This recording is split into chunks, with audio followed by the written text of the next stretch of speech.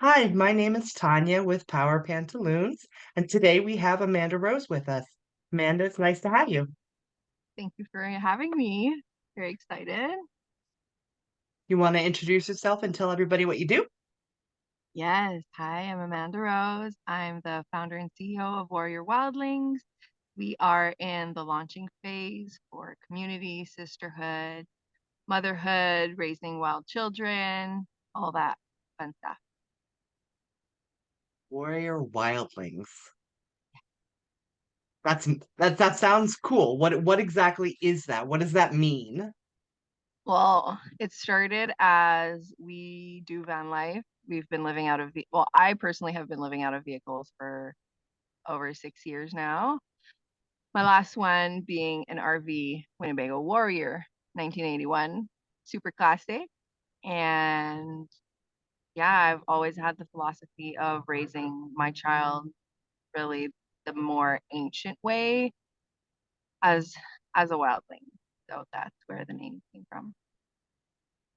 That's a really unique perspective, and I think it's something that is needed, like tapping into our ancestral roots and rekindling our relationship with nature.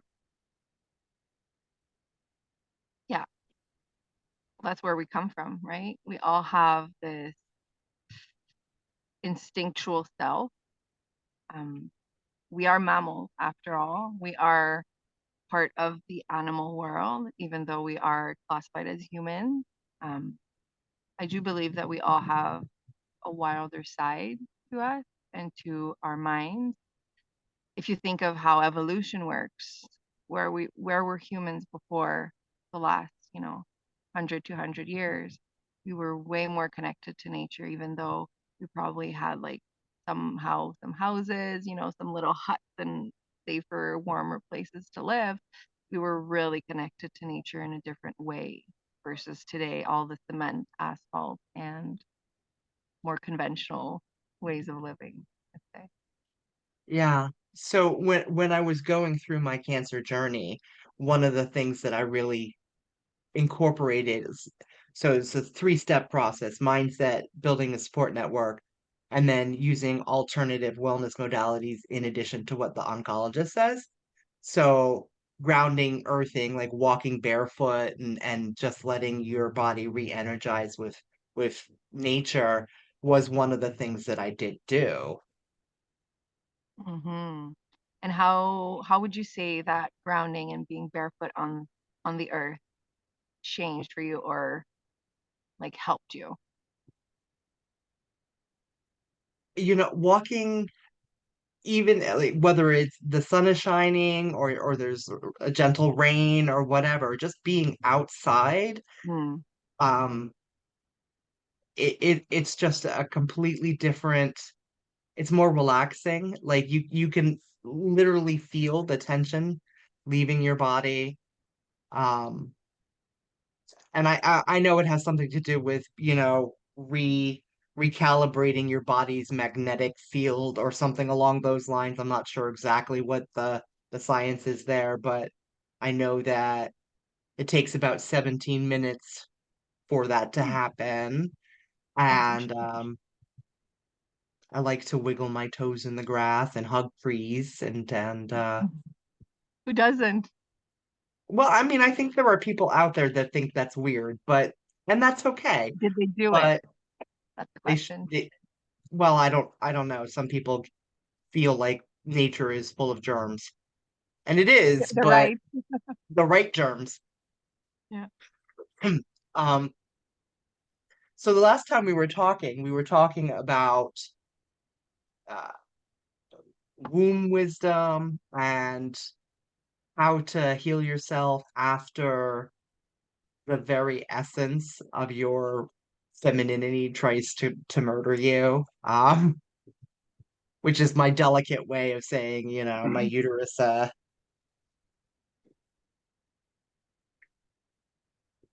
Uterine mutiny. cancer. Yes. Mutiny is the word I'm looking for here. Yeah, it's a way to put it. It's the womb is really, it's the root of the femininity. It's where life is created, where life grows, what what pushes out life into this Yeah, earth. It is the only organ that creates an organ, that creates the placenta, and obviously grows the life that is a baby.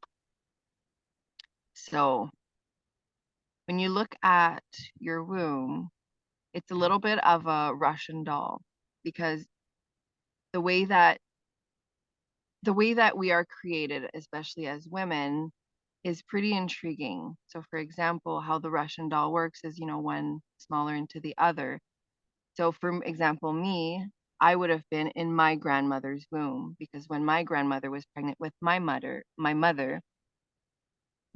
the that baby already had their own egg, which is me. So I think that is how intergenerational trauma or stresses can get stored in your womb, in your hips, in your pelvis, and is passed down through generations.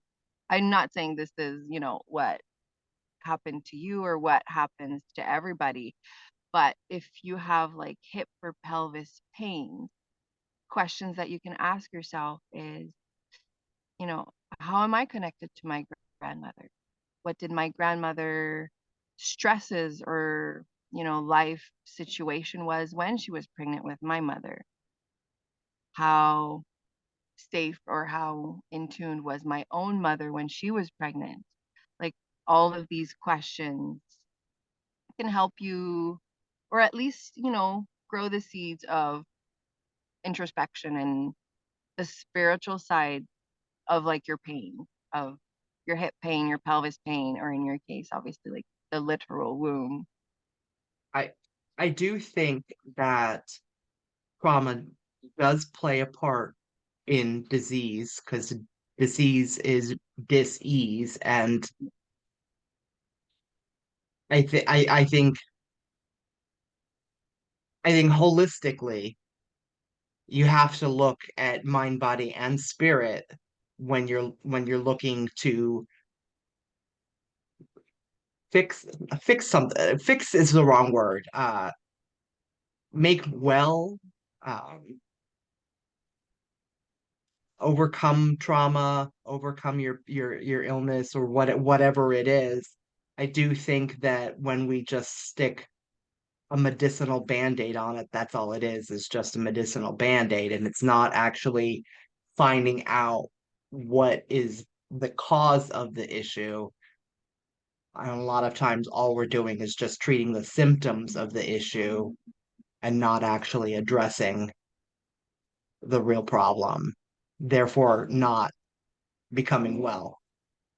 Hmm. You have to be willing to dig and to find the root of whatever, whether it's a pain, whether it's, you know, dissatisfaction with your life, behavior of your children, your own behavior, your own emotion, whatever it is, there's always a root. And the question is, are you ready to dig for it? Get yourself dirty, because it is a dirty process. Yeah, but it's honestly the only way to make yourself whole. Mm, hmm. Yeah, we are whole beings. I truly believe that we have the medicine that we need in us. For me, obviously, having really blossomed into motherhood these last 2 years, I truly and deeply believe that motherhood is the medicine. Whether you have birthed a child or you have adopted a child, we've all mothered something. We've all, either you've mothered your own children, you've mothered your siblings when you were younger, you've mothered a garden, a plant. When you really tap, obviously not the same levels, but still, it's like you understand the essence of nurturing, caring, sustaining life. It brings a lot of reflection and it brings a lot of introspection, and you really realize you really realize more about yourself. when you give yourself fully and unconditionally to another living being, I think that is very, very powerful medicine. It is, and not everybody's ready for it either. No, that's very true. Being human is an act of courage. You need to Yeah, pick your heart, you know, and I think that really trying to, like you said earlier, to rekindle your own fire, your own life, your own femininity, your own intuition. It takes courage. Are you willing to walk the path? yeah, Do it's you not easy. It know? really isn't easy when you like after a year's worth of treatment because that's basically what it was. It was very close to a year because the cancer that I did have was pretty severe and not that anybody told me, but my chances were not good. They really weren't. They removed over 10 pounds of cancer from my body, which That's is a lot. it's a lot. And so after all of that kind of treatment, every day, all day, it's worried about when you're in it, you're only focused on the immediate now. When's your Mm. next doctor's appointment? When's your next chemo appointment? When does radiation start? When do you need your next surgery? Are they taking my blood again? Oh, good God. So it's very intense because that is your entire world. It narrows down to a very small thing. And then you're done with all of your treatment and they send you on your way. And oh, okay, all right. Any Mm. any follow-up? No, you're good. I'm good. Yeah, I'm alive. But it's a completely different thing, right? So Mm. after all of that,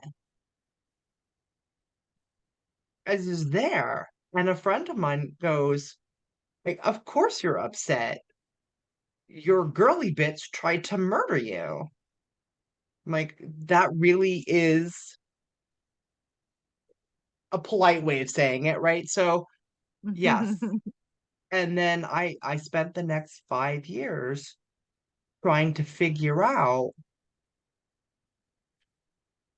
how to resolve that. And that was a journey, Mm. going from the mentality of a uterus defining me as a woman, which clearly a uterus does not define a woman. Whether we're not having any of that crazy debate, but a uterus is not what makes a woman a woman. I don't care what anybody says on that. I really don't. That it's rebuilding my relationship with like the sacred feminine. And that was messy. That was absolutely messy. And rebuilding my confidence and learning again how to feel pretty. Oh, good, I have hair again. That's awesome. My eyebrows aren't odd or, I mean, of all the hair loss and the peach fuzz and the craziness, and then going and putting dresses on, to try to, like, you know, in the beginning of my journey, every day was changing my underwear and putting on a fresh pair of Wonder Woman's panties because Wonder Woman can't die. And now I had to put on Wonder Woman's panties to feel like a woman and feel pretty and to be okay with how my body is now. And for the most part, I am. Most of the time, we're good. Sometimes we shit ourselves. Doesn't matter where we are. Radiation does it. Radiation does that to us. You get irradiated in your abdomen. The chances of you getting notification when you have to go to the bathroom decreases by a lot. Um, and then learning how to navigate handling that because that's a very humiliating thing if you let it be. And if I'm teaching people to say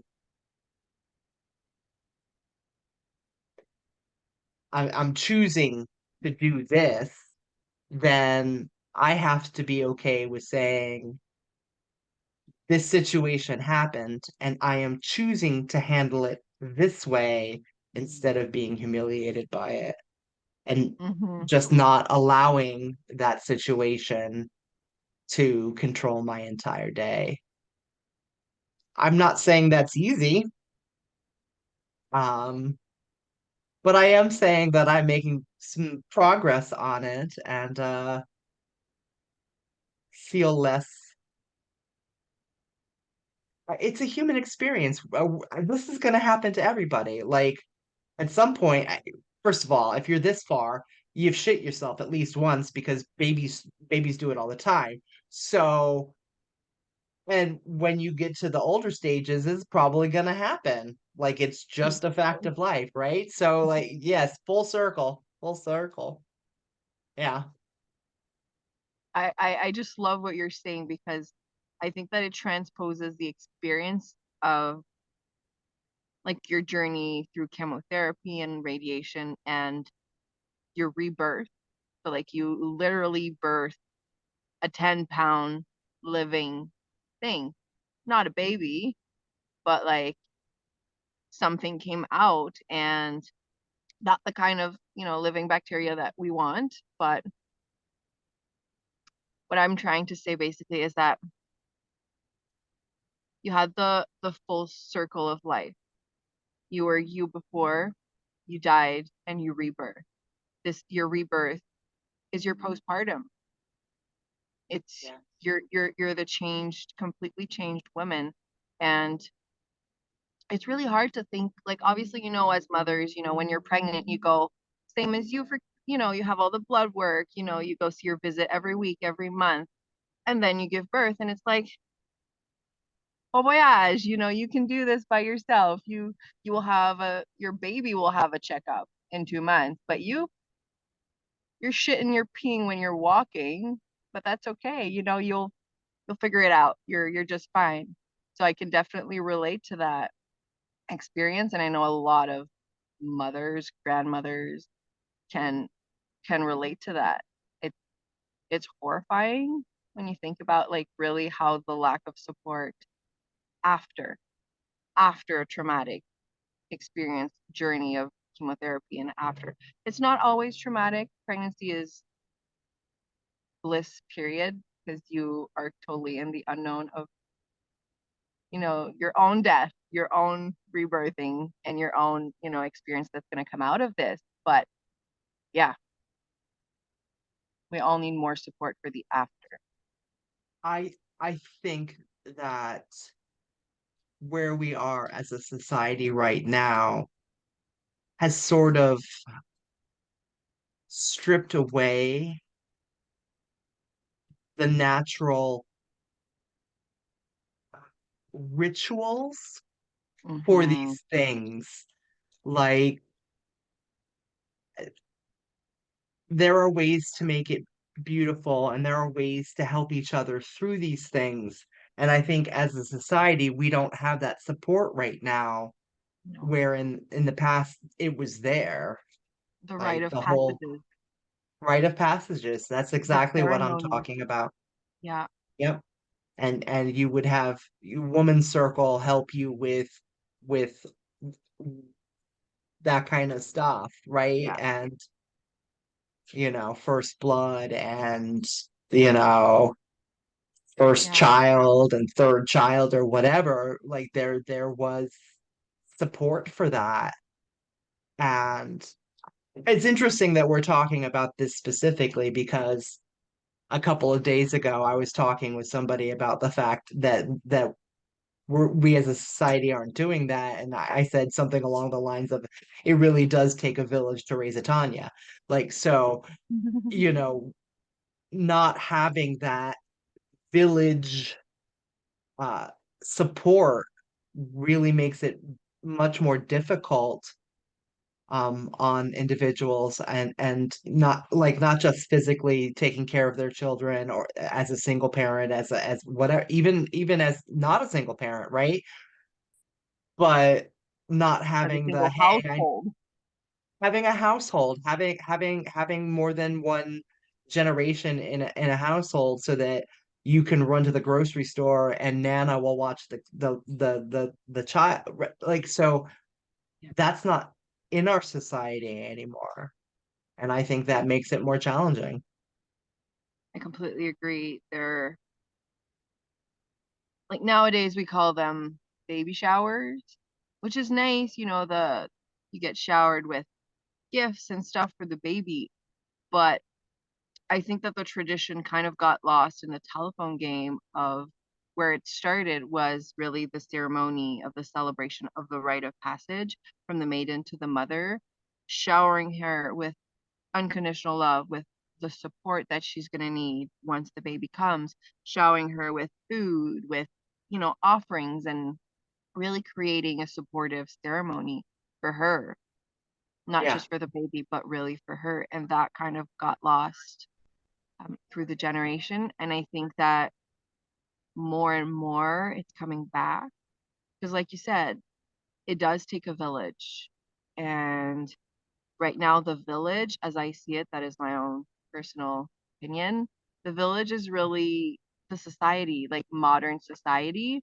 So I feel like that African proverb, I don't relate with it anymore because I don't want to have the village raise my kid because I'm trying to really like keep him at home, like wild school him, really go back to the roots. So I think that what it takes right now is really a supportive community more than your village, because your village is the whole society. I think what you need really more is your neighbors, your friends, your close family, really that the connective tissue that's around you, that's close to you to really just offer support, however that looks like. And we all And need then it, whether or not you have kids. Like for you, for yeah, just neighborhood or elders. We just need that more. intentional community. Yeah, Yeah, yeah, absolutely. I absolutely agree. yeah. Just more intentionality in general. How you live your life, the practices you have. Like, for example, you were talking about your mindset, really being intentional about your thought, not letting the negative win. Like, no, I'm not going to die. I'm going to survive. I'm a freaking power woman. I can do this. I can do hard things. I'm already doing it. It's hard. And there were days that I really was just like, I really want to be done. And you know, I have a very good friend who made a different decision after her diagnosis. And when you when you realize that, you have to understand that everybody is going to make their own choices and you have to let them, you could support them. You don't know what they went through or you don't understand or maybe you understand, but you don't know what it is to be in their shoes. You don't know what pain they're going through. You don't know. Like, Hmm. it's real easy to say, well, I would fight it. And then you make a different choice when you're there. Like it's there. There was one day it took an ER nurse 45 minutes to put an IV in me. Wow. An ER nurse couldn't do it. Like I just that was a bad day. That that was arguably the worst day of my life. Like Mm. it's definitely in the top three. Yeah. It was there are moments of grace because I sat there and I was just like, you know what? And I prayed and I said, one more, just one more. And if we don't do it this time, I'm getting up and I'm leaving. And by the grace of goddess, the next time she stuck me, she got me. And I don't talk about that story very often, but that was a shitty day. Thank you for bringing it up. It's So that also the one. day, yeah, a one day changed the course of everything. Yeah. It really did. Because if I had walked out of there, I don't think I'd be here right now. Because that was just round two of chemo. Mm. But it was also the day I met Big Toe. So, right? Yeah, right? Yeah. Mm. Can't believe that was 16 years ago. Wow.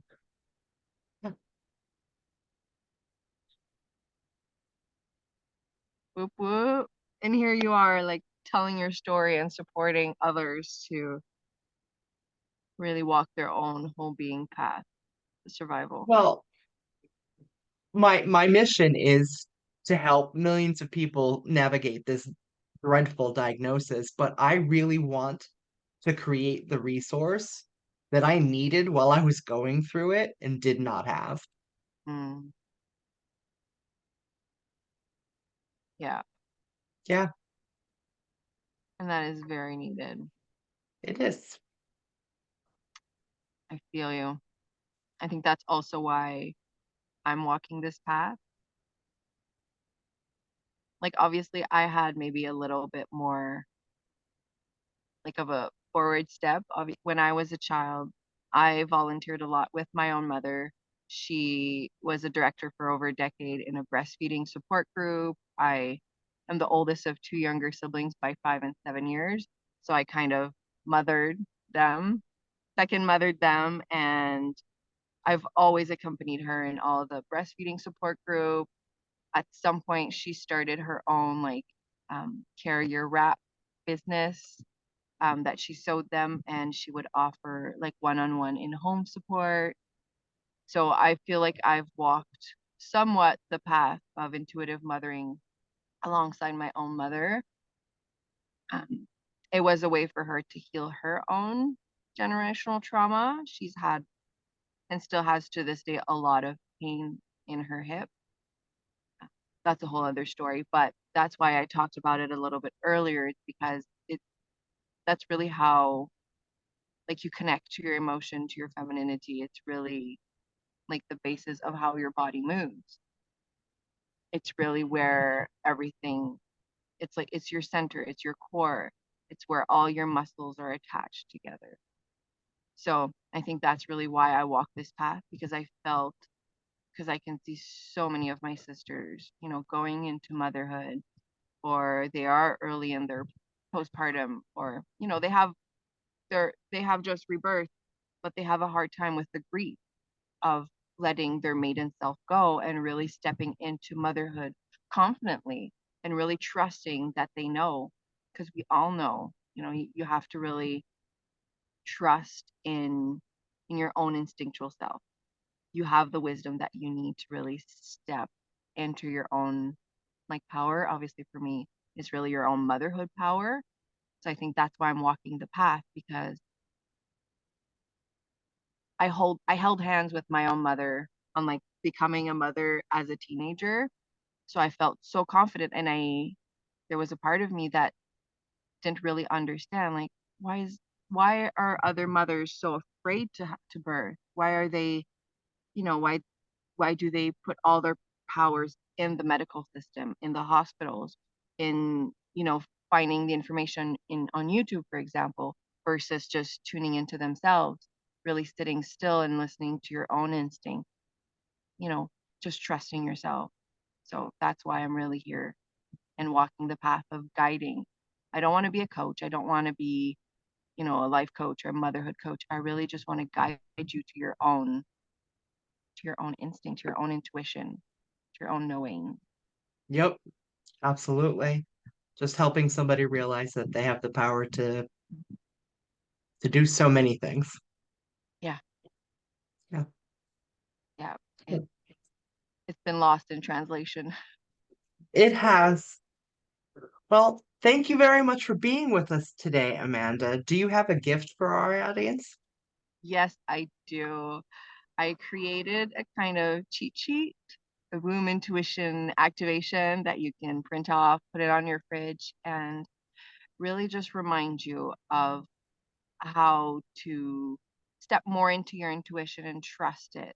Like, for example, they're really just like the steps or the tips on how to really tune into your intuition, listening to your senses.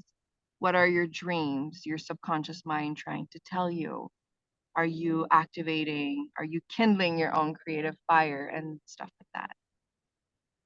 Awesome. I'll make sure to put the link down below, and I'll have my link for my free gift, which is the two essential oils that I used while I was going through chemo. Oh, The best so smelling ones. the, My no, favorite. no, not necessarily, but No, I know. They're also my favorites too. thank you very much for being here. Thank you. Bye, It was an everybody. honor. Bye.